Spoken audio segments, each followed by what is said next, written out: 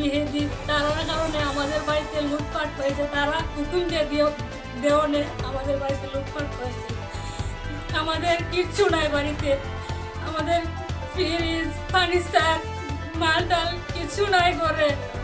আমাদের বাজারে দুটো দোকান আছে, দোকান দিয়ে লুটপাট করেছে। আমাদের স্টিল বডি আছে, স্টিল বডির লুটপাট করছে, এরা নিয়ে গেছে। আমাদের গাড়ি আছে, গাড়িটিও নিয়ে গেছে। আমাদের বোমা মেশিন সহ আছে, মেশিনটাও নিয়ে গেছে এরা। আমাদের ধান 9টা বাড়িতে ধান ঘর ভরা ধান আছে, ধানটিও নিয়ে গেছে তারা। আমাদের স্বর্ণ 3 ভরি নিয়েছে, 4 ভরি রূপা নিয়ে গেছে।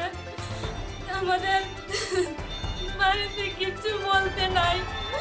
আমাদের ছেলে মেয়েদের কি হবে এখন? আমাদের কিছু নাই।